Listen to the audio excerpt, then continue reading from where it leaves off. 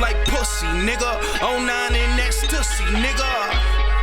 Fuck with me, dog. Pull up on the scene of some luxury, dog. That's me. And my Kobe, yeah. 24 and my clothes is rare. Iceberg, fuck the diamond, yeah. And that lake shit like Xavier. This that Juan Carlos and Javier. Raw coat, straight off the boat. I'm a fly nigga, took a wing off. Married to the game, took my ring off. That's me. We can have a bling off. Throw the auto-tune on, have a sing off. If the pussy ain't mine and I speed off. Cause I don't even fuck with hoes, rather beat off. No lotion, tips got the potion. Fuck the commotion, I'm out in the ocean. A nigga in motion, all this devotion. Got a nigga up in this bitch like he floating. Gold grill shining, check out my limb. On roll with What's going on? You guys are watching the A24 podcast. I am your host, D. Pope Chuck Paul. We're going to talk about television, movies, music, sports, social issues, current events.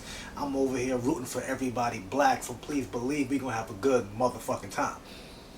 So, the first episode, debuting on A24 podcast, dedicated to one of the greatest basketball players of all time, one of my favorite basketball players, Kobe Bean Bryant, who lost his life along with his daughter and I believe 7 other passengers in a helicopter crash in Calabasas, California, on his way to coach his daughter's team at his formerly Mamba Sports Academy, which is just now known as the Sports Academy, I believe.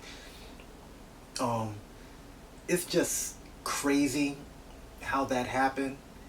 You know, I was having a good day.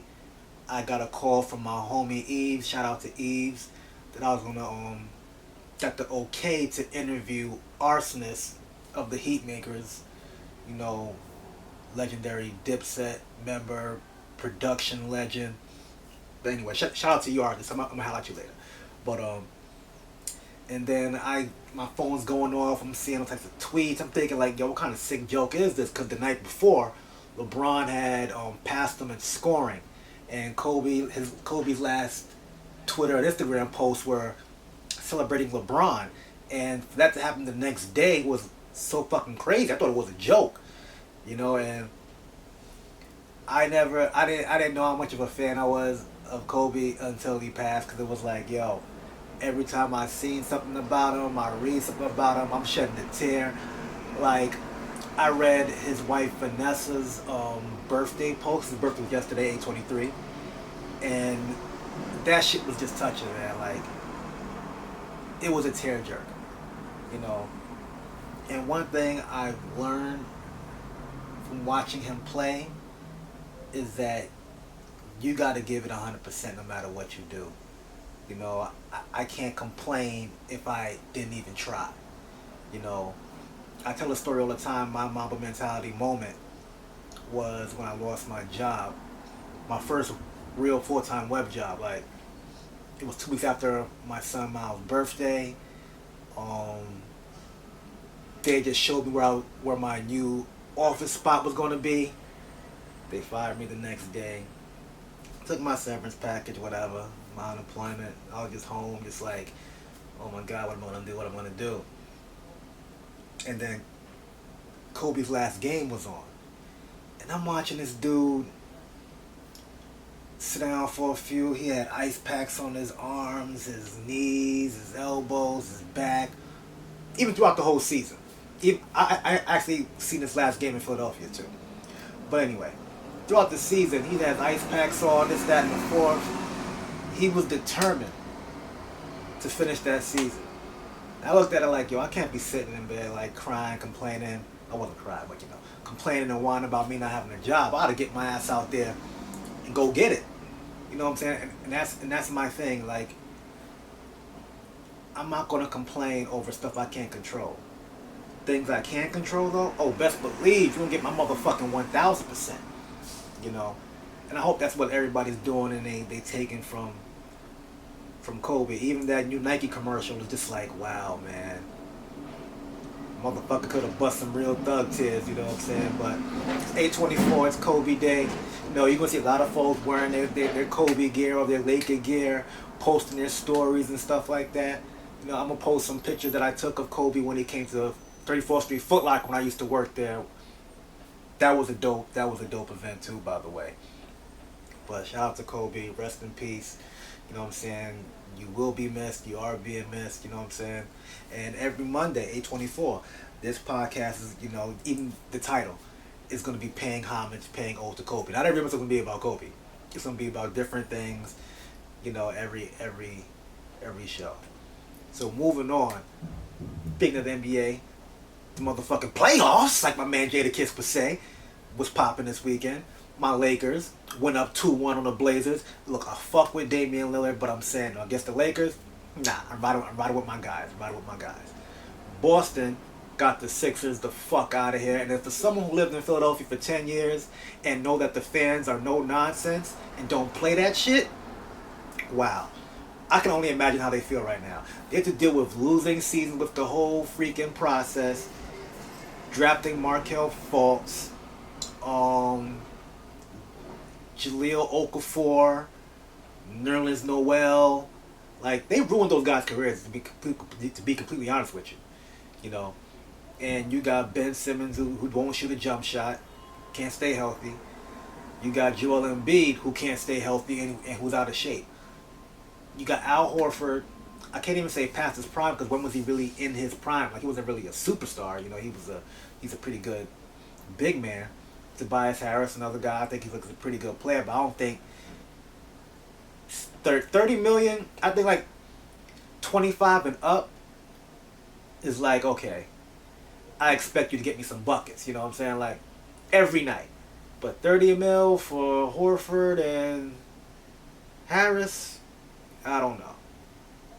You know what I'm saying? I mean, as expected, the Nets got swept, got the fuck up out of there. But I mean, they pretty much had Rice High School playing for them. They didn't have Kyrie. They didn't have KD. They didn't have Spencer Dinwiddie. They didn't have DeAndre Jordan. Joe Harris left 2 games into the motherfucking bubble. So I mean, they weren't expected to do pretty much, to do much.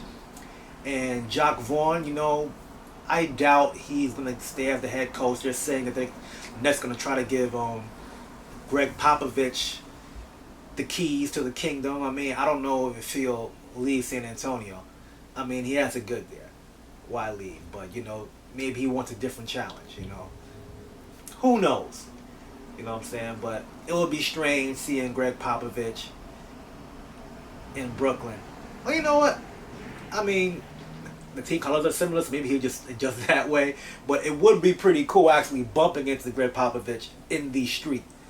Because I want to see what he's like. Like, if I just walk up to him like, hey, how's it going? Can I have a picture? Like, is he that evil amongst us regular folks? You know what I'm saying? The Lakers play tonight, right after the 824 podcast. So, hopefully this is some good luck. Hopefully my guys win on Kobe Day for the OG. And also this weekend, the Shy season finale came on. I'm going to run through that real quick. Emmett and his beautiful girlfriend, I forgot her name, but she is so bad. I love her. They got married. Jada, Emmett's mom, threw Emmett's now wife a bachelorette party. And Emmett's father took him to a spa to get a massage. But the thing about Emmett's father, he's pretty much a hustler. He had got the suit and the dress for free. Well, they were stolen. He got the massages, the coupon, which said they were free massages if they're a couple. So he had to pretend that him and his son were a couple. Emmett wasn't with it and he left. My man Kev finally got them draws from Gemma. I'm proud of you, young boy. I'm proud of you, man. My man deserved that. And Keisha is having second thoughts, and she might keep the baby. Now, this is something that actually happens in real life when women are sexually assaulted, raped, if you want to, use the hardcore word. Women who are raped end up having the baby of their attacker. And they can sometimes have resentment towards the child if the child looks like the father of the child, and I think that would be a cool angle to see in The Shy, because they're really touching on a lot of different subjects, like moving. It wasn't too much street stuff that happened in this season. You know, it was more focused on black girls being abducted and why it's not taken so seriously. And also, when they are, they're made to be, they're not treated like a victim. They're treated as if like, well, you shouldn't have been doing this. You shouldn't have been wearing that. You shouldn't have been out this late. But at the same time, it does not give anyone the right to treat you any type of way when you're wearing specific clothing. I mean, you can play a devil's advocate, you know, if you see someone in we're not gonna get into that. But as far as The Shy, Keisha might have the baby. We don't know if Emmett's gonna keep the shop or not. And also, what fucked my head up, Duda wins the election, but he goes to Trig, Jake's estranged brother, and offers him a job in the streets. Trig accepts. So you do all that to get your brother back just to be a street nigga again. It's working backwards, you know what I'm saying? But hey, we gonna see how this shit plays out, cause I mean, they're touching different actual subjects that we rarely see on TV, especially that affects the black community, you know. So I like that shit, and I also like Kevin and Keisha's mother's relationship. It's real as fuck, cause like certain parts of the season where the mother would say, "Well, these are my children," and her wife would be like, "Well, aren't they mine too? Aren't we married?" I like that dynamic, you know what I'm saying? I like them working together, you know what I'm saying? So we got to see what happens. And look, in a week or two, Power Book 2 come out. That's gonna be a good one, but we'll talk about that later. Now, last but not least, we have to talk about Tory Lanez versus Meg the Stallion. All right. We ain't gonna talk about the whole snitch thing, because technically what she did is called snitching. I mean, you telling someone, yeah, that's what it is. But the thing about this whole situation is nasty. First of all, you shouldn't be shooting nobody, especially if you're in the position that you're in. Tory Lanez I think he was renegotiating his contract. He owned all his music, I believe. He signed a contract with YouTube for his quarantine radio.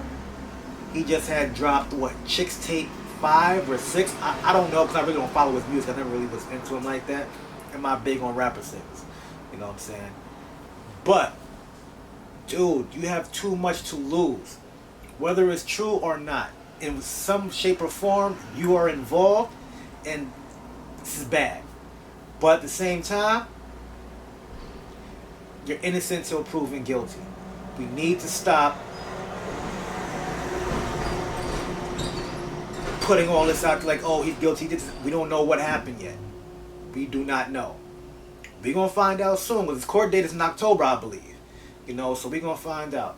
It's not cool to make fun of someone for being shot, but these same people who are saying don't make fun of Meg are the same ones who will comment about 50 Cent getting shot 9 times. You know what I'm saying? We need to stop this. We need to stop the whole black men don't protect black women. We both need to be accountable. At the same time, women, you can't be around these guys with violent histories thinking, you know what, he's not going to do that to me. He's a changed man. You should not, if you got to go somewhere with someone who carries a gun, you should not be going with them, because obviously where they're going is very dangerous. You know what I'm saying? I'm just going to put that way, if that even makes sense. But at the same time, Meg is the victim here. You know, whether she's the aggressor or not, you don't shoot anybody. You know, like at the same time, I don't know what happened. I wasn't in the car. But I've read that there is video of what happened in the car. It hasn't come to light yet, but I'm sure if TMZ ends up with it, we gonna see it too.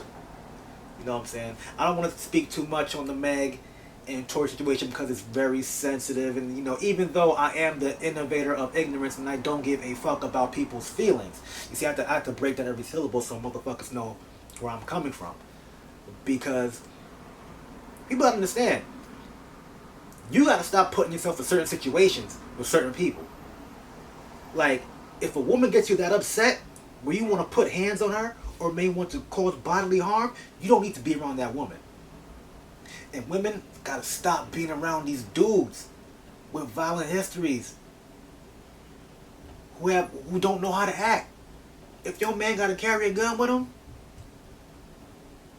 everywhere he go, you don't need to be around him because some shit might pop off and you may catch a stray. You know what I'm saying? We don't need that. Homeboys, homies, make sure you hold your homies accountable. Ladies, hold your homegirls accountable. Let them know, like, yo, that dude ain't good for you. Leave him alone. Homies, tell your homeboy, like, yo, you don't treat shorty like that. You know what I'm saying?